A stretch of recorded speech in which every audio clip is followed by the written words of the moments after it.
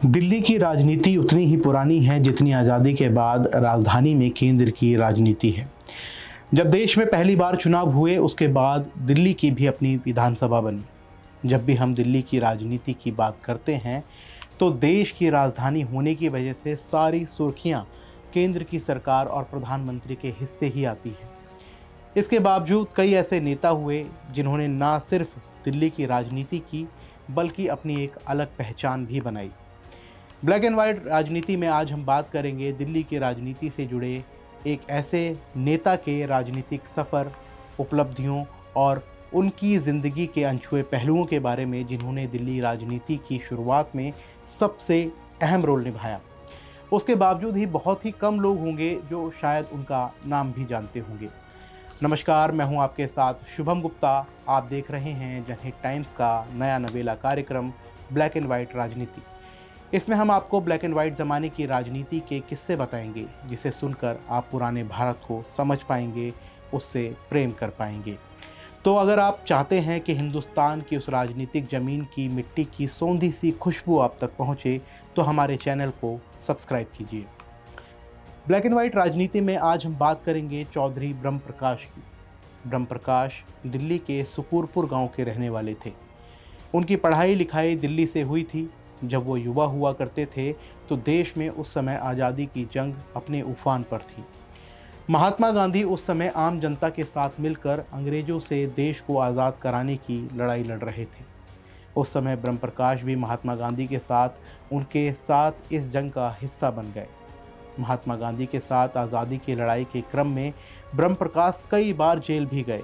ब्रह्म प्रकाश पंडित जवाहरलाल नेहरू और C.K. नायर से काफ़ी प्रभावित थे। बाद में ब्रह्म प्रकाश दिल्ली की सत्ता में शीर्ष पर पहुंचे। इसके बाद उन्होंने इन दोनों को अपना राजनीतिक गुरु भी माना। हालांकि बाद में दिल्ली में चौधरी ब्रह्म प्रकाश बिल्कुल गुमनाम जैसे ही हो गए। दिल्ली के मुख्यमंत्री की जब हम लोग बात करते हैं तो अधिकतर लोगों के जहन में जो सबसे पहला नाम आता है वो नाम शायद मदन लाल खुराना का ही होता होगा। इसके बाद शीला दीक्षित और बाकी के नाम आते हैं, लेकिन बहुत ही कम लोग होंगे जो ये जानते भी होंगे कि दिल्ली के पहले मुख्यमंत्री चौधरी ब्रह्म प्रकाश थे। चौधरी ब्रह्म प्रकाश का परिवार मूल रूप से हरियाणा के रेवाड़ी के रहने वाले थे। युवा अवस्था में ब्रह्म प्रकाश ने ना सिर्फ भारत छोड़ो आंदोलन में हिस्सा लिया बल्कि महज 34 साल की उम्र में कांग्रेस के महत्वपूर्ण नेताओं में शुमार हो गए। इतना ही नहीं, जवाहरलाल नेहरू के प्रस्ताव पर उन्हें दिल्ली का पहला मुख्यमंत्री भी बनाया गया। महज 34 साल की उम्र में दिल्ली की CM की गद्दी पर बैठकर ब्रह्म प्रकाश ने इतिहास रच दिया था। ब्रह्म प्रकाश के दिल्ली के मुख्यमंत्री बनाने की कहानी भी काफ़ी रोचक है। आज़ादी मिलने के बाद दिल्ली में जब पहली बार 1952 में चुनाव हुआ, उस चुनाव में कांग्रेस को बहुमत मिला। विधायकों ने उस समय के लोकप्रिय नेता देशबंधु गुप्ता को विधायक दल का नेता चुन लिया। गुप्ता की शपथ की तारीख भी तय हो गई। वो कहते हैं ना कि होनी को कुछ और ही मंजूर था। CM पद की शपथ लेने से पहले ही देशबंधु गुप्ता की एक हादसे में मौत हो गई। इसके बाद जवाहरलाल नेहरू ने ब्रह्म प्रकाश का नाम CM पद के लिए आगे किया। फिर ब्रह्म प्रकाश को सर्वसम्मति से दिल्ली के CM पद का उम्मीदवार चुन लिया गया। ब्रह्म प्रकाश 17 मार्च 1952 से 12 फरवरी 1955 तक दिल्ली के मुख्यमंत्री पद पर रहे। ब्रह्म प्रकाश का दिल्ली की राजनीति में जो दबदबा था उसका कोई सानी नहीं था। दिल्ली के मुख्यमंत्री रहने के साथ ही ब्रह्म प्रकाश 4 बार यहाँ से सांसद भी रहे। 1957 में ब्रह्म प्रकाश ने पहली बार सदर लोकसभा सीट से चुनाव लड़ा। इसके बाद 1962 से 1977 में बाहरी दिल्ली लोकसभा क्षेत्र से भी जीत हासिल की। उनके दबदबे का अंदाज़ा इस बात से भी लगाया जा सकता है कि जब दिल्ली की 7 सीटों में से 6 जनसंघ के खाते में चली गई, उस समय भी चौधरी ब्रह्म प्रकाश ने अपनी बाहरी दिल्ली सीट जीती थी। उस समय उन्होंने जनसंघ के वरिष्ठ नेता मिहिर सिंह को चुनाव में मात दी थी। इमरजेंसी के बाद 1977 में कांग्रेस के बंटवारे से आहत होकर जनता पार्टी का उन्होंने दामन थाम लिया था। जनता पार्टी के टिकट पर इन्होंने 1977 में फिर से बाहरी दिल्ली से चुनाव जीता और वो लोकसभा पहुंच गए। 1989 में जब जनता दल में 2 फाड़ हुई तो उस समय ब्रह्म प्रकाश ने चौधरी चरण सिंह के धड़े का साथ दिया। इसके बाद वो कुछ समय के लिए केंद्र में ही मंत्री बने। केंद्रीय खाद्य, कृषि, सिंचाई और सहकारिता मंत्री के रूप में इन्होंने बहुत महत्वपूर्ण कार्य भी किए।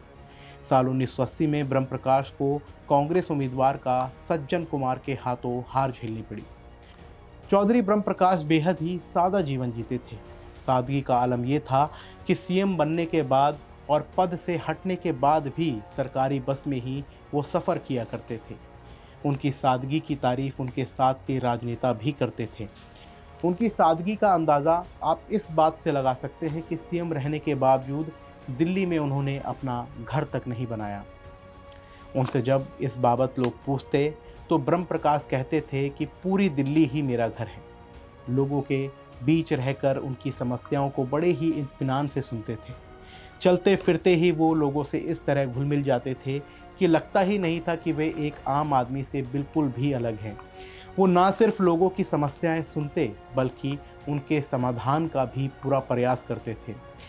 लोगों से उनके जुड़ाव की वजह से ही उनको शेर दिल्ली के नाम से भी जाना जाता था। चौधरी ब्रह्म प्रकाश अपनी संगठन और प्रशासनिक कुशलता के लिए भी जाने जाते थे। भारत छोड़ो आंदोलन के दौरान ब्रह्म प्रकाश ने अंडरग्राउंड रहते हुए कई महत्वपूर्ण कार्यों को अंजाम दिया। अपने तेज तर्रार रवैये और सूझबूझ की वजह से वो पार्टी के टॉप लीडरशिप के नज़रों में भी आ गए थे।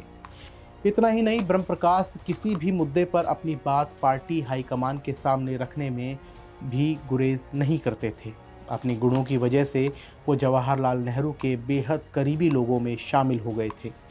साल 2001 में डाक विभाग ने चौधरी ब्रह्म प्रकाश का एक डाक टिकट भी जारी किया था। दिल्ली में नजफगढ़ के खेड़ा डामर में चौधरी ब्रह्म प्रकाश के नाम पर एक इंजीनियर कॉलेज है। इसके अलावा चौधरी ब्रह्म प्रकाश आयुर्वेदिक चरक संस्थान भी है। ये एशिया का सबसे बड़ा ऑटोनोमस आयुर्वेदिक मेडिकल कॉलेज और हॉस्पिटल है। दिल्ली विधानसभा में भी चौधरी ब्रह्म प्रकाश की प्रतिमा लगी हुई है। चौधरी ब्रह्म प्रकाश समाज में वंचित, शोषित और गरीब वर्ग से जुड़े मुद्दे उठाने के लिए हमेशा आगे रहते थे।